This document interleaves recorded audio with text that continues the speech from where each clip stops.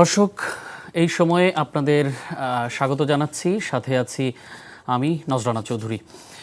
দর্শক, সংস্কার প্রস্তাব নিয়ে বিভিন্ন আলোচনা হচ্ছে। তো এর মধ্যে আমরা সর্বশেষ একটি আপডেট দেখেছিলাম যে লন্ডন বৈঠকের পর সরকার এবং বিএনপির মধ্যে এক ধরনের যে ঐক্যমত্য প্রতিষ্ঠিত হয়েছিল সেটি কিন্তু ফেব্রুয়ারিতে নির্বাচনের জন্য।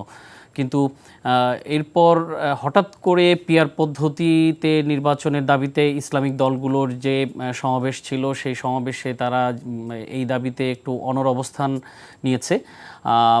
আবার সংস্কার নিয়েও কিন্তু ঐক্যমত্য কমিশনে বিভিন্ন রাজনৈতিক দলের মধ্যে কিন্তু দূরত্বটি আসলে কমছে না, এবং যেই ঐক্যমত্য কমিশনের সহসভাপতি ডক্টর আলী রিয়াজ তিনি কিন্তু গত সপ্তাহে এক প্রকার হতাশাই প্রকাশ করেছেন যে তারা আসলে সব রাজনৈতিক দলগুলোকে এক জায়গায় নিয়ে আসতে পারছেন না।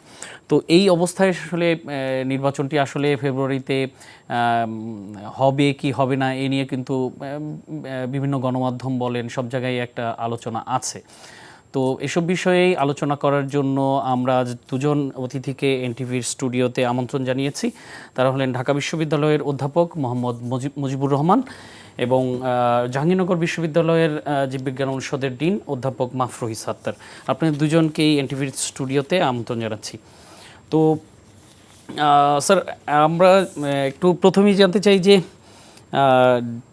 নির্বাচন নিয়ে এক ধরনের যে ঐক্যমত্য আমরা লন্ডনে দেখলাম, তারপরে কিন্তু দেশে একটা পজিটিভ একটা ভাইব ছিল যে নির্বাচনটি হয়তো ফেব্রুয়ারিতে হবে, খুব দ্রুতই হবে, কারণ সময় তো আসলে বেশি নাইও। সেই জায়গাটায় যে কিন্তু এর মধ্যে ইসলামী আন্দোলনের যে সমাবেশ, সেই সমাবেশে একেবারে কফিনে ঢুকে যাওয়া যে ইস্যুটি ছিল পিআর পদ্ধতি, সেইটি হঠাৎ করে সামনে নিয়ে আসা হলো, এবং সেখানে জামাত ইসলামী ছিল, এনসিপি ছিল, আরও কয়েকটি রাজনৈতিক দল, ইসলাম ভিত্তিক রাজনৈতিক দল, তারা এই দাবিটা সামনে নিয়ে এসছে।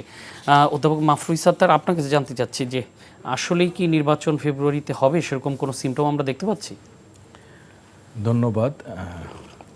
যারা দেখছেন তাদেরকে শুভেচ্ছা, কৃতজ্ঞতা এনটিভির প্রতি আমাকে সুযোগ দেওয়ার জন্য। নির্বাচন ফেব্রুয়ারিতে হবে কি না বিষয়টা কিছুটা হলেও অবশ্যই একটু অনিশ্চিত। তা না হলে এই প্রশ্ন উত্থাপিত হতো না যে নির্বাচন কি ফেব্রুয়ারিতে হচ্ছে।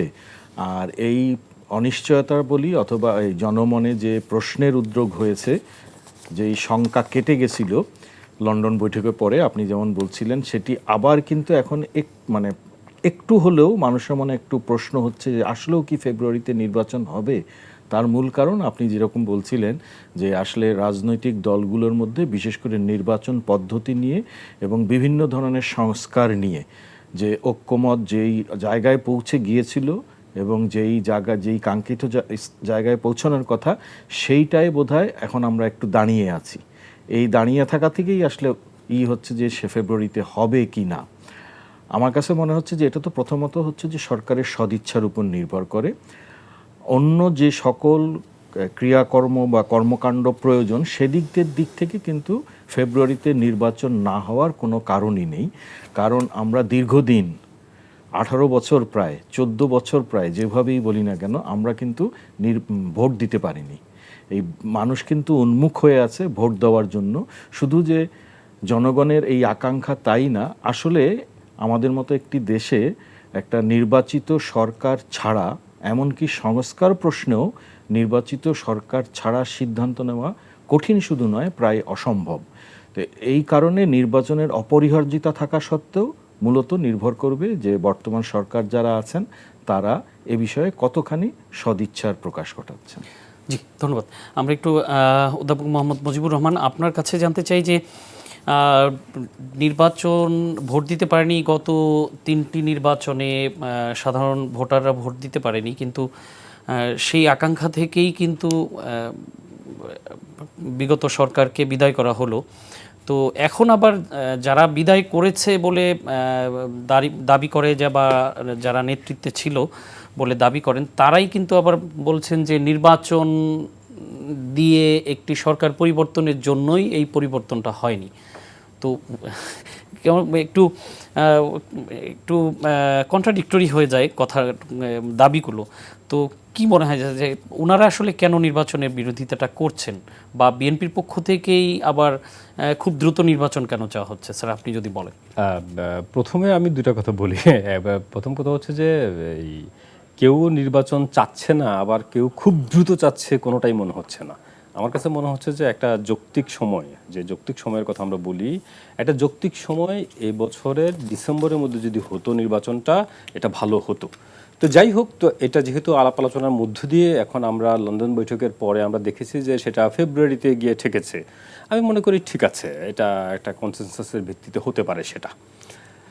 কিন্তু এরপরে কখনোই না, এর মধ্যে হওয়া লাগবে ইলেকশনটা, এটা একটা কারণ। এটা ওই স্যার যেটা বলছিলেন যে কথাগুলো, যে একটা নির্বাচিত সরকার ছাড়া অনেকগুলো সিদ্ধান্ত নেওয়া যায় না।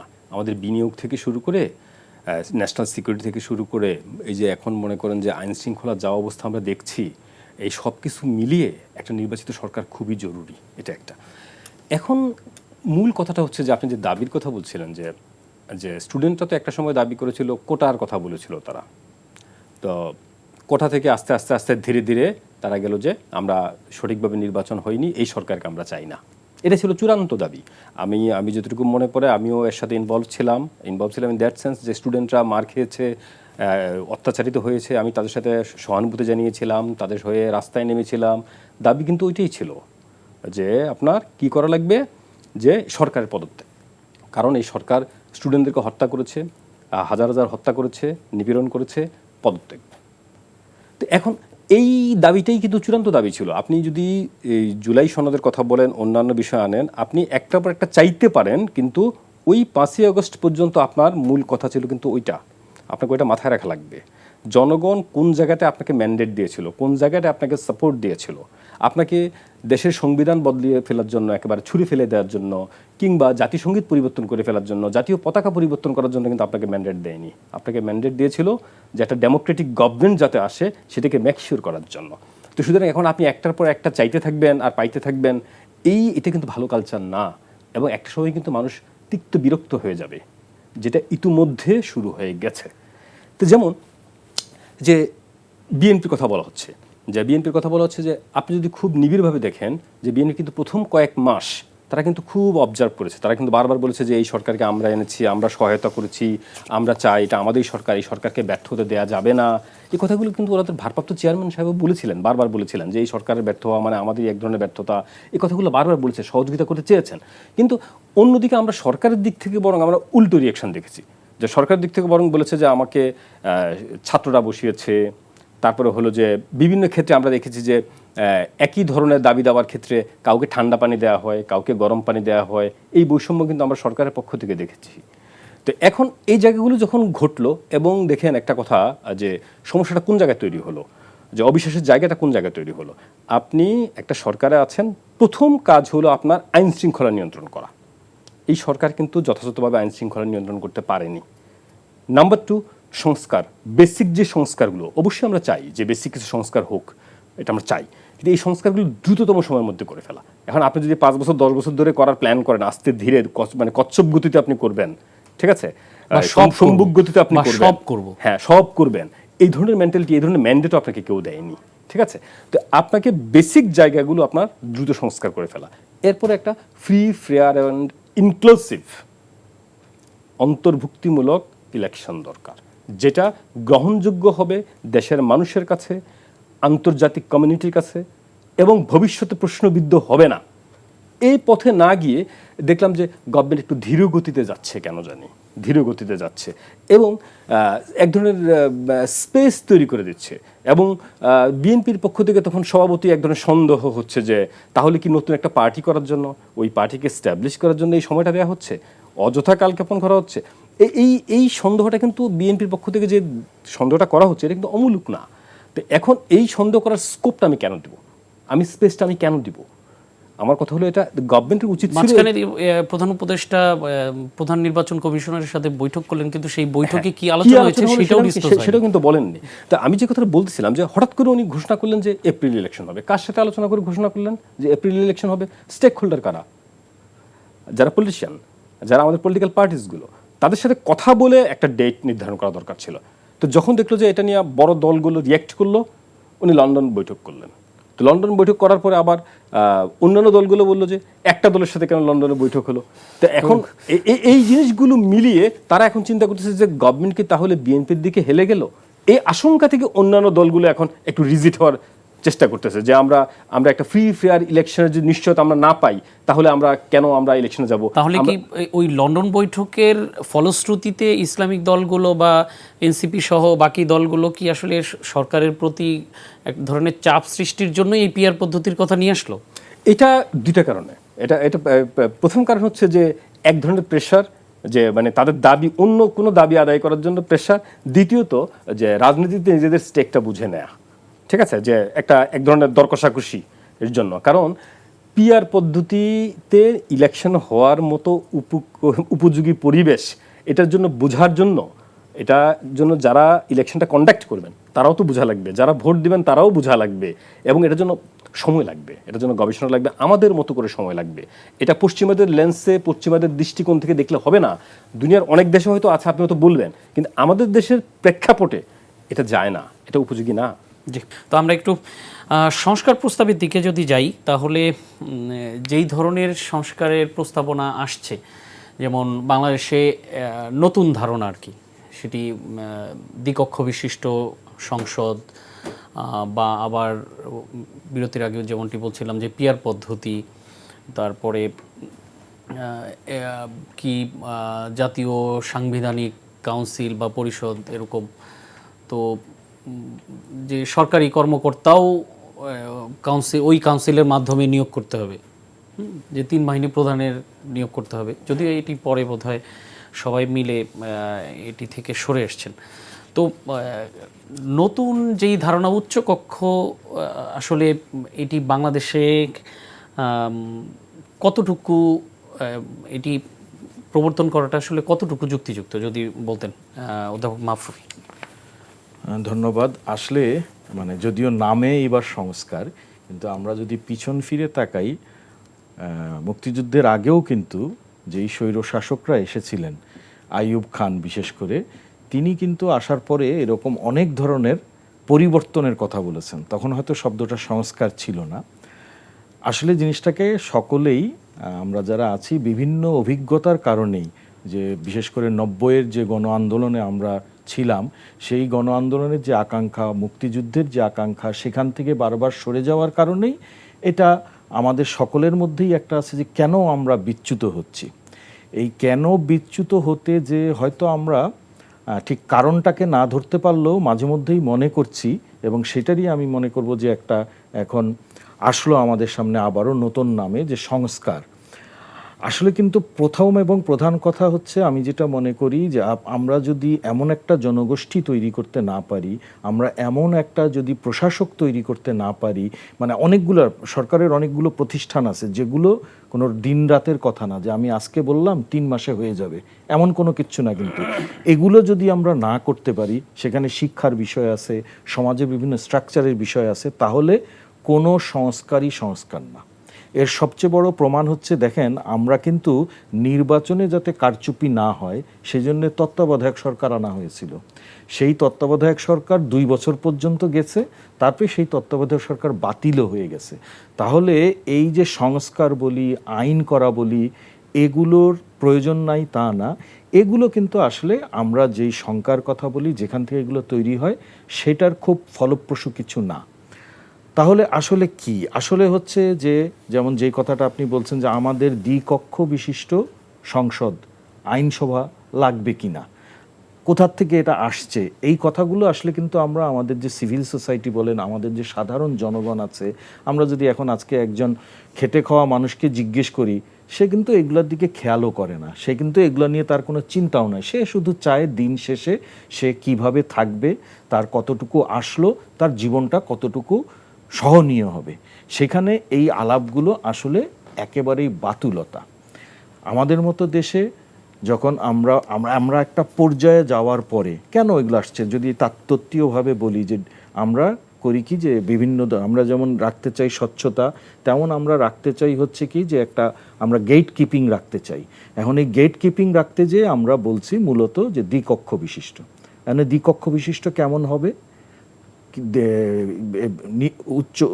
উচ্চ কক্ষ আছে তারা কিভাবে নির্বাচিত হবেন, নিম্ন কক্ষ আছে তারা কিভাবে নির্বাচিত হবেন?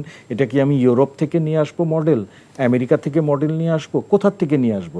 যখন আমি নিয়ে আসতে যাব তাদের সোসাইটি কীরকম, আমার সোসাইটি কীরকম, এই বিষয়গুলোকে যদি আমরা চিন্তা না করি, না করে আমি জানি না যে ঠিক এগুলো করা হয়েছেও কি না। নিশ্চয়ই এই বিষয়ে অনেকে অনেক গবেষণা করেছেন, যারা গবেষক আছেন, কিন্তু আমাদের সরকার পর্যায়ে বা আমাদের বাস্তব পর্যায়ে এগুলো নিয়ে কখনো চিন্তা হয়েছে কি না সেটি কিন্তু আসলে ভেবে দেখার বিষয়।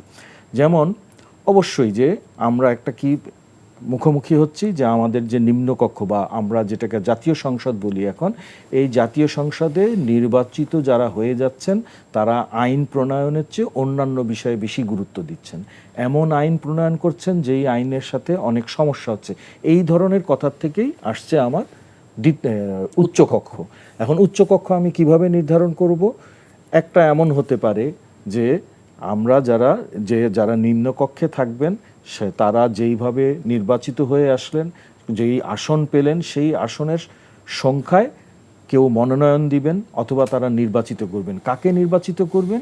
উচ্চকক্ষের একটা ন্যূনতম যোগ্যতা থাকবে। এটা আমি একটা জাস্ট বললাম যে, কিন্তু এটা কি বাস্তবায়ন যোগ্য?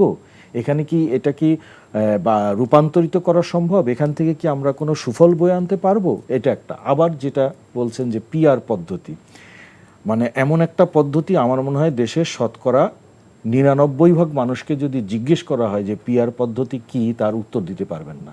অথচ আমরা কিন্তু গণতন্ত্রের কথা বলছি। পিআর পদ্ধতি অনেক ভালো, কোনো সন্দেহ নাই, কিন্তু আমাদের মতো জায়গা আমি জানি না যে এই ধরনের যারা সমাজ কাঠামোতে আছেন এইরকম কোনো রাষ্ট্রে এর মধ্যে ইতিপূর্বে এটা কেউ পালন করেছেন কিনা, কোথাও আছে কিনা। আমার জানা মতে শুধুমাত্র নেপালে আছে, আমার জানা মতে। এবং নেপালে তো এই যে সকাল বিকাল সরকার পরিবর্তন হয় এই কারণে। শুধু তাই না, নেপালের কিন্তু আমাদের সাথে অনেক পার্থক্য আছে। যেমন একটা যদি ছোট্ট পার্থক্য বলি, যে মানে জাতিগতভাবে তারা কিন্তু এক ধরনের মানে একটা বিশেষ গোষ্ঠীর, আমরা কিন্তু নৃতাত্ত্বিকভাবেই একটা মিশ্রণ, এটা একটা। আর যেটা বলছিলেন ওটাই বলতে গেছিলাম যে এই পদ্ধতিটাকে সহনীয় করার জন্য আমাদের মধ্যে যেই শিক্ষাটা দরকার, আমাদের মধ্যে যে স্বচ্ছতা দরকার, যেই উপর পর্যায়ে পৌঁছানো দরকার, আমাদের রাজনীতিবিদ থেকে শুরু করে প্রশাসক, কেউ কি সেই পর্যায়ে আমরা পৌঁছেছি? যদি না পৌঁছাই, যেটা বললেন যে এইটা হয়ে দাঁড়াবে হচ্ছে 2 দিন পর পর সরকার পরিবর্তনের একটি জায়গা, একটা আনস্টেবল দেশ হবে, যেই দেশ কোনো সিদ্ধান্ত নিতে এগুতে পারবে না, প্রতিটি সিদ্ধান্তই পড়ে থাকবে 2 মাস 3 মাস করে, তারপরে এক ধরনের তৈরি হবে বৈরিতা।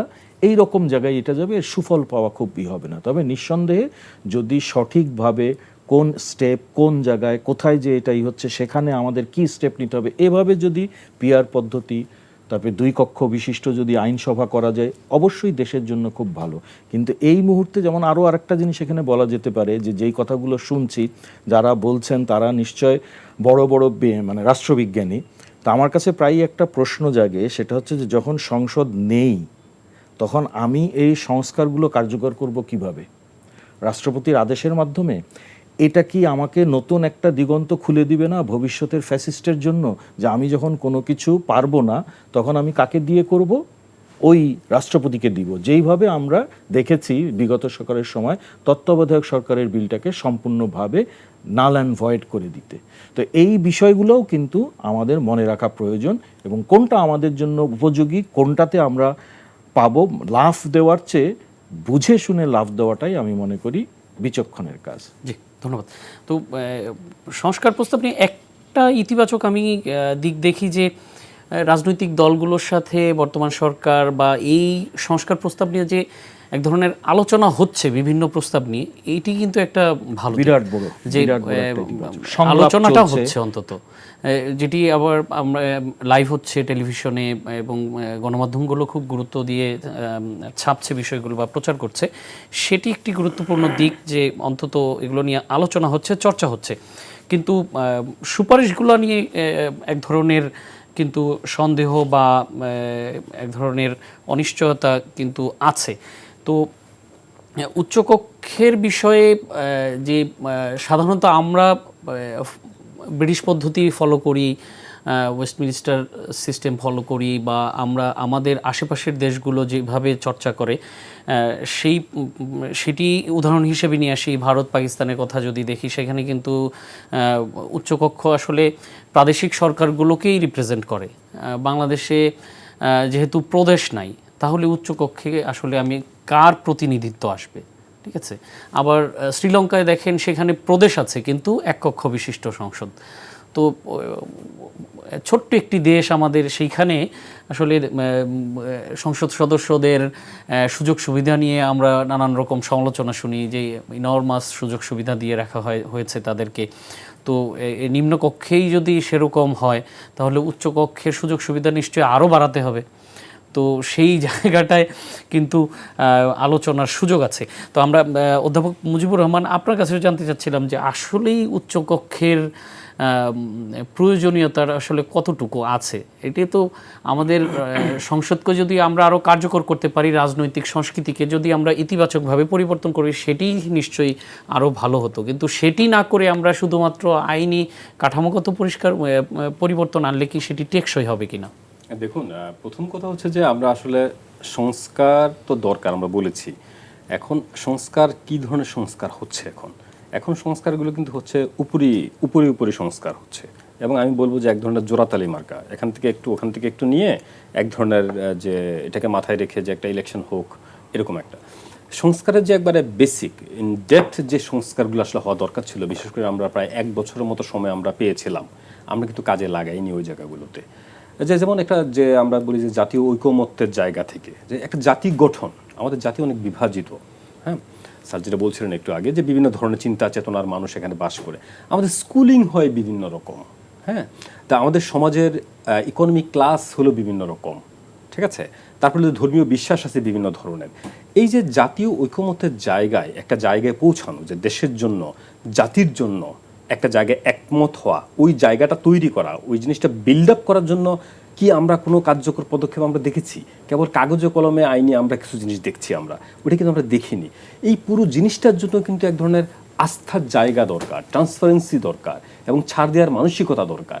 এবং এই পুরো কাজগুলি করতে পারে হলো এডুকেশন সিস্টেম। এই এডুকেশন সিস্টেম কি তো আমরা এতগুলো কমিশন করলাম, এতগুলো সংস্কারের কমিশন হলো, আমরা দেখেন একটা এডুকেশন কমিশন আমরা করিনি। তো অর্থাৎ আমি এডুকেশনটাকে আমি আগের মতোই রেখে দিলাম, বরং আমরা এখন দেখছি যে কোনো কোনো জায়গায় শিক্ষা প্রতিষ্ঠানে আমরা দেখছি যে আগের চেয়েও খারাপ অবস্থার দিকে যাচ্ছে দিন দিন। যে শিক্ষকরা, স্টুডেন্টরা এক ধরনের মব ভায়োলেন্সের শিকার হচ্ছেন। তো এখন এই জায়গাগুলো থেকে আমরা মূল জায়গাটা যদি ঠিক না করি, আমরা আপনার ক্ষত হলো, আপনি উপরে মলম লাগিয়ে দিলেন, ভিতরে ক্ষত না শুকিয়ে, তাহলে তো সেটা সংস্কার হবে না, এবং সেই সংস্কারটা কখনোই টেকসই হবে না। এটা একটা। 2 নম্বর কথা হলো যে আমাদের আপনি যেই পদ্ধতিতেই নির্বাচন করেন, এটা পদ্ধতিটা মুখ্য বিষয় না। মুখ্য বিষয় হলো আপনার ট্রান্সপারেন্সি। আপনি পিআর করেন, আপনি ওই ট্র্যাডিশনাল পদ্ধতিতে করেন, কিংবা ওই অন্যান্য পদ্ধতি আছে, যেমন আমাদের যে একটা সময় প্রেসিডেন্সিয়াল ইলেকশন হতো, ঠিক আছে, প্রেসিডেন্ট, যেমন আমেরিকা তো এখন আছে। আপনি যে কোনো একটা পদ্ধতি করেন, সেটা কিন্তু আপনাকে জনগণ বুঝতে হবে, জনগণ ধারণ করতে হবে। এখন পিআরের যে বিষয়টা আসলো, যে একটা সময় আপনি শুরুতে বলছিলেন যে যে জিনিসটা মোটামুটি নাই হয়ে গিয়েছিল, এটাকে আবার নতুন করে উজ্জীবিত করা হয়েছে, কোনো বিশেষ উদ্দেশ্যে আছে কিনা সেটা। তো এখন এই পিআরের নিয়ে যদি আপনি টানাটানি করেন, আমি বারবার বলছি, স্যারও বলছিলেন যে পিআরের শত শত এক্সাম্পল আছে, শত শত দেশে পিআর আছে, এবং পিআরের বহু ধরনের সিস্টেম আছে, পদ্ধতি আছে। আপনি কোনো কোনো পিআর সিস্টেমে সিঙ্গেল ভোট দেয়, কোনো কোনো পিআর সিস্টেমে আছে যে অপশন আছে, আমি প্রথম পছন্দ, দ্বিতীয় পছন্দ, তৃতীয় পছন্দ আমি এভাবে দিব। এগুলো তখন স্ট্যাটিস্টিক অনুযায়ী ক্যালকুলেট করে তখন ঠিক করা হয়। এবং আমাদের দেশে অভ্যস্ত হলে মানুষ প্রার্থীকে দেখে যে আমি তাকে ভোট দিলাম। এখন আপনি পিআরে তো এই সিস্টেম নেই, এবং আপনি দেখা গেল যে এই যদি জোর করে আপনি কাস্টমাইজ করে দেন যে না আমাদের প্রার্থী হবে এরা, আপনি নিশ্চিত করে বলতে পারেন না কোন আসনের জন্য কে হবে। এই যে জনগণের মাইন্ড সেট আপ, আমাদের জনগণের যে মাইন্ড সেট আপের সাথে এটা যায় কি না, আপনি যদি না যায় এমন একটা পদ্ধতি আপনি এখানে ইমপ্লিমেন্ট করতে যান, তাহলে আমাদের এই যে আমরা নিকট অতীতে আমরা দেখেছি আমাদের বিশেষ করে কারিকুলামে, ওই যে ফিনল্যান্ড আর নরওয়ের কারিকুলাম নিয়ে ইমপ্লিমেন্ট করতে গিয়ে যেটা হোঁচট খাওয়া হলো, এবং যে আমি বলবো যে কেবল বাচ্চারা না, পুরো ন্যাশনই হোঁচট খেলো এটা নিয়ে। এরকম একটা মুখ থুবড়ে পড়া অবস্থা হবে। অর্থাৎ আপনি যেই জিনিসটা টেস্টেড, এই জিনিসটা টেস্টের জিনিসটাকে আপনি ফেলে দিয়ে আপনি নতুন একটা পদ্ধতির কথা বলছেন। আমি বলছি না এটা খারাপ, এটা হবে না, সেটা বলছি না। এইটা আলোচনাগুলো হওয়া দরকার, একাডেমিক ডিসকাশন মানে হওয়া দরকার। এত দ্রুত না। হ্যাঁ হ্যাঁ, আলোচনাগুলো হওয়া দরকার। আর ভালো মন্দ আমরা দেখি, আমরা কাস্টমাইজ করি আমাদের দেশের সাথে হতে পারে কিনা, কিংবা আমরা কোনো কোনো জায়গায় পাইলটিং করতে পারি কোনো কোনো জায়গায়। কিন্তু এখনই আবার আপনি এই ইলেকশনকে সামনে রেখে পিআরের জন্য যদি আপনি ধরে থাকেন, তাহলে আমার আশঙ্কা হচ্ছে অন্য কোনো বড় একটা দল যদি বলে যে না আমরা সংসদীয় নির্বাচনও চাই না, আমরা প্রেসিডেন্সিয়াল ইলেকশনে ফেরত যেতে চাই, তাদের নেতার নেত্রীর পপুলারিটি দিয়ে তখন দেখা যাবে যে ভূমিধস জয় তারা পাবে। তো এখন যাও একটু সম্ভাবনা ছিল, আপনি তখন সেটাও হারাবেন। মানে আমি কনসার্ন ফিল করতেছি। তা আমরা চাই না, আমরা চাই যে একটা অংশগ্রহণমূলক একটা জিনিস হোক এবং আলোচনার মাধ্যমে হোক। যে কথাটা আপনি আনছিলেন যে আলোচনা হচ্ছে, আলোচনা হোক, কিন্তু ওই যে এই তালগাছ আমার এটাকে বজায় রেখে আলোচনায় নামলে কিন্তু এই আলোচনা সফল হবে না, কোনো আলোচনাই সফল হবে না। আরেকটা জিনিস খুব গুরুত্বপূর্ণ, দেখেন যে আমাদের দেশের অভ্যন্তরীণ কিংবা বহির্বিশ্বের নেতৃত্ব দেওয়ার জন্য একটা শক্তিশালী সরকার দরকার। সরকার শক্তিশালী দরকার, দুর্বল সরকার না। আপনি ওই যে পিআরের মাধ্যমে যদি মনে করেন সরকারকে হাত পা বেঁধে ফেলবো, আপনি হাত পা বেঁধে আপনি পানিতে ফেলে দিয়ে বলেন যে সাঁতার কাটেন, এটা কিন্তু ভালো কোনো এই পদ্ধতি না এবং উদ্দেশ্য ভালো না। এটাকে আপনি কি করা লাগবে, সরকারকে অবশ্যই শক্তিশালী হওয়া লাগবে, কিন্তু জবাবদিহিমূলক। আপনি যাতে জনগণের কাছে জবাবদিহি করে, সে যাতে স্বৈরাচার হয়ে উঠতে না পারে সেটা আপনি মেকশিওর করবেন, আপনি নিশ্চিত করবেন সে যাতে জবাবদিহি করতে পারে জনগণের কাছে। এবং দেখেন যে কথাটা শুরু করেছিলাম যে এই গত সরকারের বিরুদ্ধে সবচেয়ে বড় ক্ষোভ ছিল মানুষ ভোট দিতে পারে নাই। মানুষ যদি ভোট দিতে পারতো, তাদের নিজেদের ভোটটা দিতে পারতো, তাদের মতের প্রতিফলন করতে পারতো, তাহলে কিন্তু এই বিগত সরকারকে পালাতে হতো না, বিগত সরকারকে ফেসিস্ট রূপ ধারণ করতে হতো না, স্বৈরাচার হতে হতো না। কারণ মানুষ ভোট দিতে পারেনি, কখনো আমি আর দামি, কখনো দিনের ভোট রাতে করে ফেলেছে। এই অর্থাৎ মানুষ তাদের ভোটাধিকারটা প্রয়োগ করতে পারে নাই বলেই কিন্তু এই অবস্থা। তা আমি মনে করি সবচেয়ে বড় সংস্কার হলো আপনি মানুষের হাতে ছেড়ে দেন, মানুষকে বলেন যে আপনারা কাকে ভোট দিবেন। বেসিক কিছু জায়গায় যে আপনার এই আলাপগুলো হচ্ছে, এই আলাপগুলো যারা একমত হচ্ছে ওই জায়গাগুলো আমরা একমত হিসেবে নিয়ে নিই, আর যেগুলোতে একমত হচ্ছে না ইলেকশন ম্যানিফেস্টোতে দেওয়া হোক। ওই দলগুলো ইলেকশন ম্যানিফেস্টোতে দিবে যে আমরা যদি নির্বাচিত হই তাহলে আমরা এই করতে চাই, তাহলে জনগণকে চুজ করার সুযোগ দেন। আপনি কি জনগণকে আপনি তাহলে স্বীকার করতে চাচ্ছেন না? জনগণের মতামতকে আপনি প্রায়োরিটি দিচ্ছেন না, আপনি নিজেকে পণ্ডিত মনে করতেছেন, আপনি নিজেকে জ্ঞানী মনে করতেছেন যে আমরা যেটা কাগজ কলম দিয়ে ঠিক করে দিব দেশ এভাবে চলবে। নো, এটা কোনো পদ্ধতি না। পদ্ধতি হলো জনগণ যেভাবে চায় সেভাবে আপনাকে নির্ধারণ করতে হবে। আপনি যেভাবে চান জনগণ সেভাবে করবে না, জনগণের ইচ্ছা আকাঙ্ক্ষার প্রতিফলন আপনাকে করতে হবে। সুতরাং জনগণের হাতে ছেড়ে দেন, জনগণ সিদ্ধান্ত নেয় তারা কি চায়, এটি হলো মূল কথা। উচ্চ কক্ষের বিষয়টা যদি একটু বলতেন যে এটি আসলে বাংলাদেশের রাজনীতির কতটুকু। প্রথম কথা হলো এটা খুব বেশি জরুরি না, আবার হলে যে খুব বেশি মহাভারত অশুদ্ধ হয়ে যাবে বিষয়টা এমনও না, কিন্তু এটা নির্ভর করে এটা কোন পদ্ধতিতে হবে, কিভাবে হবে। এখন আপনি যদি নিম্নকক্ষের মতোই ওই একই রেশিওর একই ভোটের ইয়াতে যদি একটা উচ্চকক্ষ হয় তো তাহলে তো একই কথা, এটা রেপ্লিকা হইলো, এটা তো মানে হওয়ার না হওয়া একই কথা। আপনি বলার জন্য একটা দিক নির্দিষ্ট করলেন এবং দেখা গেল যে আপনি ওই যে ওই হাউস অফ লর্ডসের মতো আপনি কিছু এলিটকে এখানে বসাই দিলেন। ওই স্যার যেটা বলতেছিলেন যে এলিটটা এক ধরনের ভাগ্য নির্ধারণ করতেছে জনগণের। ঠিক আছে, আমরা যারা বসে এসি রুমে বসে কাগজ কলম নিয়ে আমরা বসে ল্যাপটপে বসে আমরা ঠিক করে দিই জনগণের ভাগ্য নির্ধারণ করি, এটা মোটেই ঠিক না। আমি বারবার বলছি জনগণের কাছে যেতে হবে যে আর এটা আমি দ্বিকক্ষ বিশিষ্ট যেটা এটা হতে পারে, আবার এটার জন্য না একেবারে এটা না হলেই একবারে দেশের গণতন্ত্রের জন্য সমস্যা হচ্ছে, ফেসিবাদ আবার রূপ নিবে, বিষয়টা এমন না। যদি করা যায় চেক অ্যান্ড ব্যালেন্স যদি করা যায়, ইতিমধ্যে এই জায়গাটা অনেকে আলাপে একমত হয়েছেন যে প্রেসিডেন্ট এবং প্রধানমন্ত্রীর মধ্যে ক্ষমতার যে ভারসাম্য এটা কিন্তু জরুরি। এইটা এবং কোন কোন জায়গায় হবে সেই জিনিসগুলো, উচ্চকক্ষের কাজ কি হবে, তারা কি কি জিনিস চেক অ্যান্ড ব্যালেন্স করবেন থাকতে পারে, এটা একটা জিনিস। আরেকটা জিনিস খুব গুরুত্বপূর্ণ, দেখেন যে পার্লামেন্টারি গভর্নমেন্টে একবার শুনলাম যে 2 টার্মের বেশি প্রধানমন্ত্রী হইতে পারবে না। এই আলাপটা শুনি আমার কাছে মনে হলো যে এটা শিশুসুলভ আলোচনা। ঠিক আছে, পরে দেখলাম বললো যে 10 বছর। ঠিক আছে, পার্লামেন্টারি ইয়াতে তাহলে আপনি কি এমপিদের জন্য কি একটা বয়স নির্ধারণ করে দিবেন যে এত বছরের বেশি এমপি হইতে পারবে না? যদিও একমত হয়েছে, তারপর আমি বলছি এগুলো কোনো ভালো উদ্যোগ না, এগুলো ভালো ইয়া না।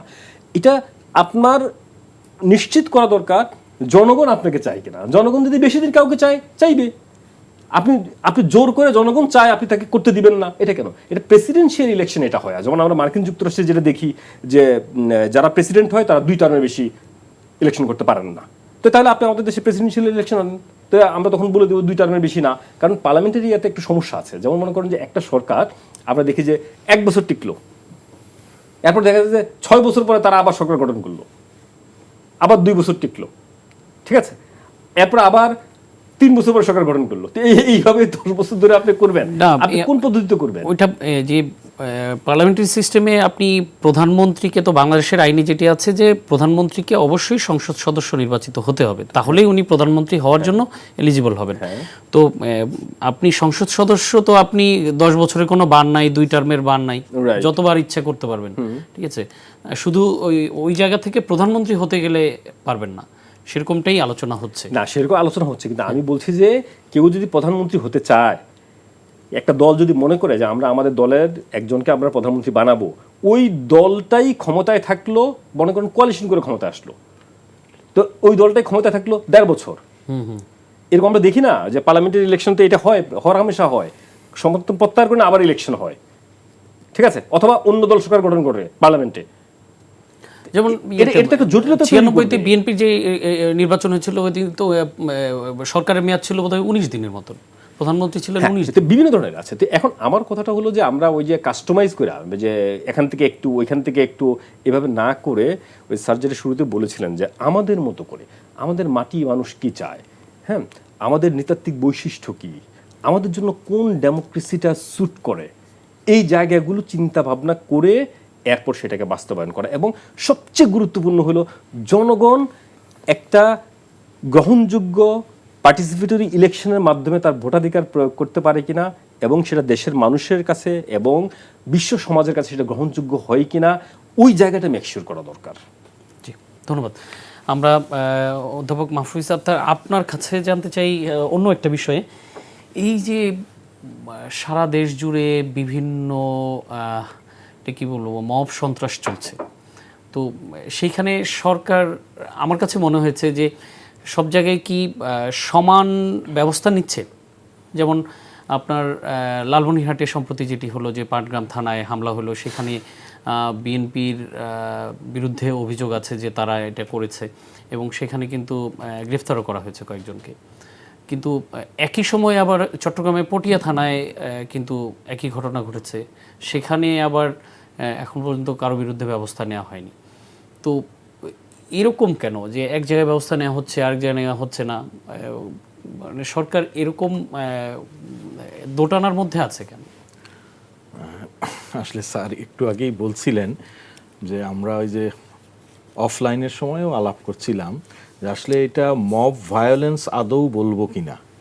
হ্যাঁ, মানে আমরা যেটা আমাদের যেটা মনে হয় যে আমরা আসলে এমন একটা রাষ্ট্রে বাস করি, এমন একটা দেশে বাস করি যেখানে মানে আপনি যদি ইভেন এই রাত্রি 12টার সময়ও এখন কারওয়ান বাজারে বের হন, দেখবেন যে এখানে হয়তো 1-1.5 হাজার মানুষ আছেন।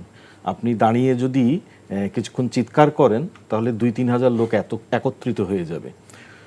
তাহলে ওই যেই কারণে কথাটা আপনার পরবর্তীতে আসছে যে বিভিন্ন রকমের হচ্ছে, তার মানে আসলে এই যে মব ভায়োলেন্স যেটা বলা হচ্ছে, এটা মব ভায়োলেন্সটা আসলে কীরকম হয় আমরা কিন্তু আসলে সবাই জানি যে এটা আজকের না, কিন্তু বহুদিন ধরেই আমরা দেখি যে হাট বাজারে কি হলো, একজনকে ধরে পিটিয়ে মেরে ফেললো, মব ভায়োলেন্স।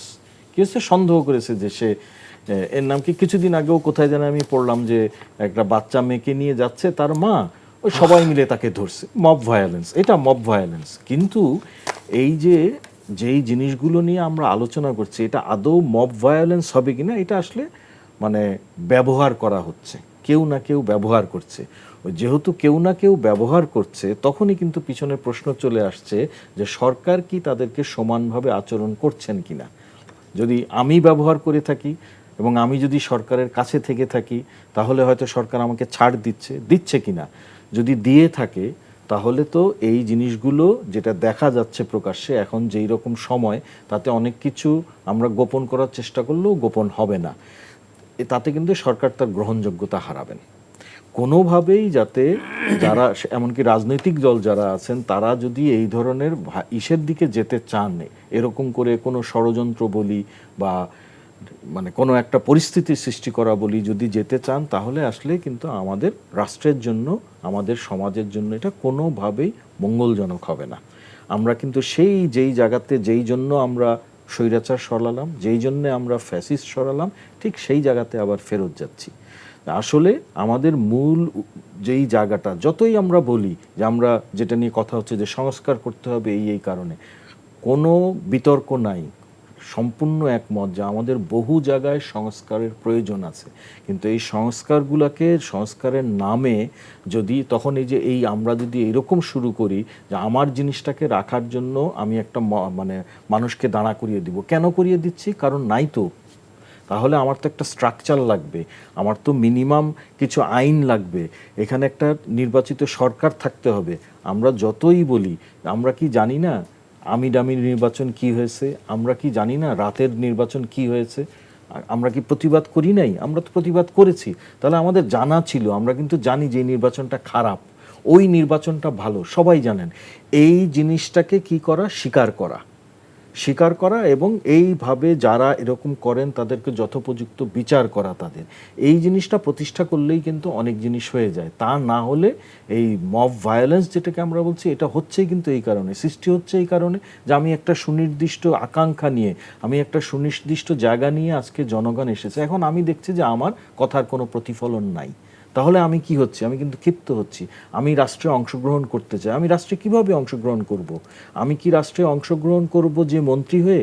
আমি কি রাষ্ট্রে অংশগ্রহণ করব যে না আমার কথা আজকে প্রধান উপদেষ্টাকে শুনতেই হবে এইভাবে? তাহলে তো প্রত্যেকেই আমরা বলবো। তাহলে আমরা কিন্তু মানে পরোক্ষভাবে এই যে বিভিন্ন ধরনের মানে সংস্কার বলি বা বিভিন্ন ধরনের আমরা যে পিছিয়ে যাচ্ছি, আমরা যে জনগণের মতামতটা নিচ্ছি না, এইখানেই কিন্তু আমরা, আমার মনে হয় যে একটা ক্ষেত্র তৈরি করছি মব ভায়োলেন্সের, এবং এর দায় আমরা কেউই এড়াতে পারি না। জি, অধ্যাপক মোহাম্মদ মুজিবুর রহমান, আপনার কাছে জানতে চাই যে এই বিভিন্ন স্থানে এরকম যে মব ভায়োলেন্স হচ্ছে, সেখানে সেগুলো পরবর্তীতে সরকারের নীতি নির্ধারণী পর্যায়ে যারা আছেন তাদেরকে জিজ্ঞাসা করা হলে তারা বলছেন যে একটা বিশৃঙ্খল পরিস্থিতিতে ওনারা দায়িত্ব গ্রহণ করেছেন, কিন্তু সেই জায়গাটায় একটু চ্যালেঞ্জ আছে। তো 11 মাস পার হয়ে গেছে, আগামীকালকে 8 তারিখে 11 মাস পূর্ণ হবে এই সরকারের, তো প্রায় 1 বছর। তো এই অবস্থায়ও কি এইরকম দাবি করে বা এরকম সেফ সাইডে থেকে কি পারফর্ম করা সম্ভব কিনা, বা তাদের দাবিটা সঠিক কিনা? আর 11 মাস পার হওয়ার পরেও যে সরকার এরকম ব্যবস্থা নিচ্ছে না, বরং প্রতিবার বলছেন যে এরকম ঘটনা ঘটার পরে বলছেন যে কাউকে ছাড় দেওয়া হবে না, হ্যাঁ, কিন্তু দেখতে পাচ্ছি যে বেশিরভাগ ঘটনাই কোনো ব্যবস্থা নেওয়া হচ্ছে না। তো আমি বলি 11 মাসে এটি দাবি করাটা সঠিক কিনা? মূল কথা হচ্ছে যে প্রথম দিকে আমরা যদি দেখি যে সরকার যখন দায়িত্ব গ্রহণ করেছিলেন, এর আগে কিছু ঘটনা ঘটেছিল, এবং আমি বলবো যে সেখানে স্টুডেন্টরাও কিন্তু পাহারা দিয়েছিল, মন্দির, মসজিদ, রাস্তাঘাট, বাড়িঘর এগুলো পাহারা দিয়েছিল, বরং তুলনামূলকভাবে ভালো ছিল সেটা। সরকার যখন 3 দিন পরে দায়িত্ব গ্রহণ করলেন, 5 তারিখের পর 8 তারিখে দায়িত্ব গ্রহণ করলেন, এরপর আমরা দেখলাম যে ধীরে ধীরে এটা মানে এই বিভিন্ন ইস্যুতে এই মবটা দানা বাঁধা শুরু করলো। বিশেষ করে যে 32 নম্বরে ভাঙার বিষয়টা দেখেন, 5 তারিখে থেকে 8 তারিখ পর্যন্ত কিন্তু 32 নম্বর ভাঙা হয়নি, তাৎক্ষণিকভাবে কিছু রিয়াকশন হয়েছিল, ভাঙচুর হয়েছিল, ঘোষণা দিয়ে, বুলডোজার দিয়ে, এটা একেবারে মাইকিং করে ভাঙা হলো 32 নম্বর 6 মাস পরে। হ্যাঁ, 6 মাস পরে। এখন আপনি এটাকে কি বলবেন? এটা কোন ধরনের মব হলো তাৎক্ষণিকভাবে সৃষ্ট, মানুষ ইমোশন দ্বারা সৃষ্টি হয় এবং তার আবেগ দ্বারা সে কাজ করে, তার কাজ করে না, মাথায় সেন্স কাজ করে না, সে একটা ঘটনা ঘটিয়ে ফেলে। যেমন স্যার যেটা বলছিলেন, একটা বাজারে হাঁটে দেখা যায় যে একজনকে পিটিয়ে মেরে ফেললো চোর সন্দেহে, পরে দেখা গেলো সে চোর না, ঠিক আছে, সেটা হলো এক ধরনের মব। কিন্তু আপনি পরিকল্পিতভাবে একেবারে আগ থেকে শিডিউল ঘোষণা করে যখন করেন, সেটা মব থাকে না, সেটা স্পষ্টত ক্রাইম, ঠিক আছে। তো এখন 32 নম্বরের বিষয়ে বিভিন্ন জনের বিভিন্ন ধরনের দৃষ্টিভঙ্গি থাকতে পারে, কিন্তু ভাঙা এটা কোনো ঠিক কাজ না, এটা কোনো যৌক্তিক কাজ না। আপনি এটাকে একটা মিউজিয়াম বানিয়ে রাখতে পারেন, ঠিক আছে, এটাকে একটা মিউজিয়াম বানিয়ে রাখতে পারেন। আমি ইউরোপের বিভিন্ন দেশে গিয়ে দেখেছি সেখানে যে ইহুদিদেরকে যে নিপীড়ন করা হয়েছিল, তারা কনসেন্ট্রেশন ক্যাম্প তৈরি করেছে জার্মানিতে, ফ্রান্সে, বিভিন্ন জায়গায় আমি দেখেছি, বিশেষ করে জার্মানিতে কোলন শহরে আমি দেখেছি। তো মিউজিয়াম বানিয়ে রাখেন, এই ভাঙচুর করে ফেলতে হবে, গুড়িয়ে দিতে হবে। যেমন আপনি পটিয়ার কথা বলছিলেন, অনেকে কিন্তু সে বলছিল যে থানা গুড়িয়ে দিতে হবে, ভেঙে ফেলতে হবে, ওসিকে ফাঁসি দিতে হবে, এই করতে হবে, সেই করতে হবে। তো এগুলো তো ক্রাইম, এর কারণটা দেখেন। কারণটা হলো যে সরকারের কেউ একজন বলছেন, দায়িত্বশীল পদে থেকে আমি নাম বলছি না ভদ্রতার খাতিরে, বলছেন যে এটাকে মব না বলে এটাকে আমরা প্রেশার গ্রুপ হিসেবে বলতে পারি। তার মানে দেখেন আপনি এটাকে কিন্তু একদম জাস্টিফাইড করে ফেলতেছেন আপনি জিনিসটাকে। আবার আরেকজন উপদেষ্টা আজকে দেখলাম বলছে যে মবকে ছাড় দেওয়া হবে না। অর্থাৎ সরকারের মধ্যে এক ধরনের সমন্বয়হীনতা আছে এখানে। অর্থাৎ সরকার কি করবেন নিজেরাই ক্লিয়ার না, নিজেরাই বুঝতে পারছেন না যে জিনিসগুলো তারা কি হচ্ছে না হচ্ছে। তো যার কারণে এই যে মবের এই কালচারটা বন্ধ হচ্ছে না। অথচ এইটা কিন্তু বন্ধ হওয়া জরুরি হলো এ কারণে যে দেখুন পুলিশ বাহিনী, আমাদের পুলিশ বাহিনী একে আগের সরকার ব্যবহার করেছিল অবৈধ কাজে, তাদের দলীয় লাঠিয়াল বাহিনী হিসেবে ব্যবহার করেছিল। পুলিশের উপরে স্বভাবতই মানুষের ক্ষোভ ছিল। আমরা মনে করি যে ঠিক আছে একটা সময় পর্যন্ত রিয়াকশনটা মানুষের ঠিক ছিল, কিন্তু এখন পুলিশ ছাড়া কি আপনি চলতে পারবেন নাকি? পুলিশ ছাড়া তো আপনি চলতে পারবেন না। এই সরকারের প্রথম কাজ ছিল পুলিশ বাহিনীকে ঠিক করা, তাদের উপর দাঁড় করানো। কিন্তু আমরা দেখলাম যে না, পুলিশকে কিন্তু দাঁড় করানো হয়নি 11 মাসে। বরং আমরা দেখেছি কি উল্টোটা দেখেছি, আমরা যে রিটায়ারমেন্টে চলে গিয়েছেন অনেক পুরাতন একজনকে নিয়ে এসে দায়িত্ব দিলেন, এদেরকে এনে দায়িত্ব দিলেন, অর্থাৎ পুলিশ বাহিনীটা দাঁড়ায়নি। তো যার কারণে আইন শৃঙ্খলা বাহিনী যদি ঠিক না হয় তাহলে কিন্তু এই মবগুলো আপনি থামাতে পারবেন না। অর্থাৎ সরকারকে কঠোর হওয়া লাগবে, এটা হলো 1 নম্বর কাজ। 2 নম্বর কাজ হলো যে আপনি প্রপার এডুকেশন লাগবে, একটা সমাজের নৈতিকতা, মূল্যবোধ, এডুকেশন এগুলো লাগবে এবং সময় লাগে এগুলো।